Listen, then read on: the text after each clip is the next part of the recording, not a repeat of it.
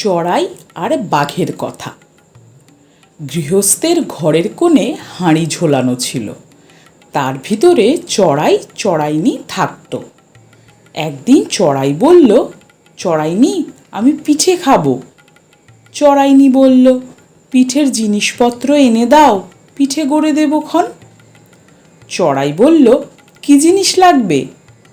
চড়াইনি বলল, ময়দা লাগবে, গুড় লাগবে, কলা লাগবে, দুধ লাগবে, কাঠ লাগবে। চড়াই বলল, আচ্ছা আমি সব এনে দিচ্ছি। বলে সে বনের ভিতর গিয়ে গাছের সরু সরু শুকনো ডাল মটমট করে ভাঙতে লাগলো। সেই বনের ভিতর এক মস্ত বাঘ ছিল। সে চড়াইকে বলতো বন্ধু। ডাল ভাঙার শব্দ শুনে সে বলল, মটমট করে ডাল ভাঙছো, ও কি আমার বন্ধু? চড়াই বলল, হ্যাঁ বন্ধু। বাঘ বলল, ডাল দিয়ে কি হবে? চড়াই বলল, কাঠ চাই, চড়াইনি পিঠে গড়বেন। শুনে বাঘ বলল, বন্ধু আমি কখনো পিঠে খাইনি, আমাকে দিতে হবে। চড়াই বলল, তবে জোগাড় সব এনে দাও। বাঘ বলল, কি কি জোগাড় চাই? চড়াই বলল, ময়দা চাই, গুড় চাই, কলা চাই, দুধ চাই, ঘি চাই, হাঁড়ি চাই, কাঠ চাই। বাঘ বলল, আচ্ছা তুমি ঘরে যাও, আমি সব এনে দিচ্ছি। চড়াই তখন ঘরে চলে গেল, আর বাঘ দুলতে দুলতে বাজারে চলল। বাজারে গিয়ে বাঘ খালি একটিবার বলল, হালুম। অমনি দোকানিরা, বাবা গো বাঘ এসেছে গো, পালা পালা বলে দোকান টোকান সব ফেলে ছুটে পালালো।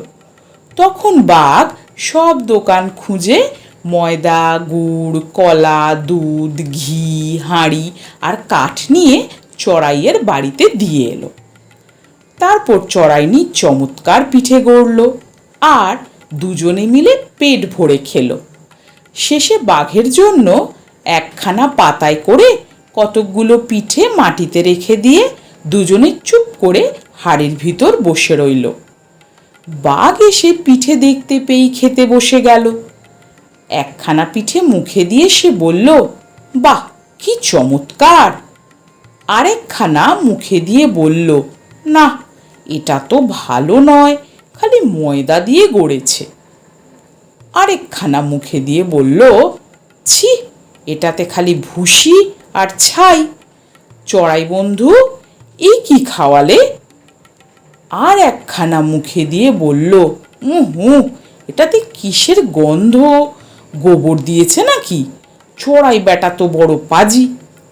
এমন সময় হয়েছে কি, চড়াই হাড়ির ভিতর থেকে নাক মুখ সিটকিয়ে বলছে, চড়াইনি আমি হাঁচবো।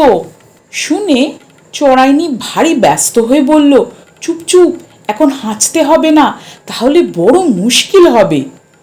তাতে চড়াই চুপ করল, কিন্তু খানিক বাদেই আবার ভয়ানক নাক মুখ সিটকিয়ে হাঁচতে গেল। চড়াইনি তাকে থামাতে কত চেষ্টা করলো, কিছুতেই থামিয়ে রাখতে পারল না।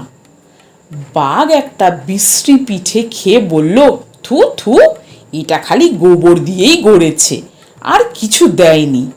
যদি চড়াইয়ের নাগাল পাই তাকে কামড়িয়ে চিবিয়ে খাবো।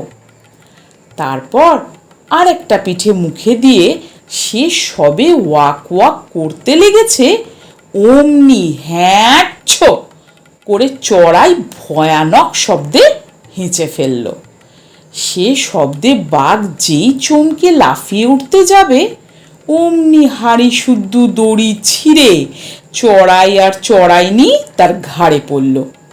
বাঘ কিছুই বুঝতে পারল না, কি বাজ পড়ল না আকাশ ভেঙে পড়ল। সে খুব ভয় পেয়ে ল্যাজ গুটিয়ে সেখান থেকে ছুট দিল, আর তার ঘরে না গিয়ে থামল না।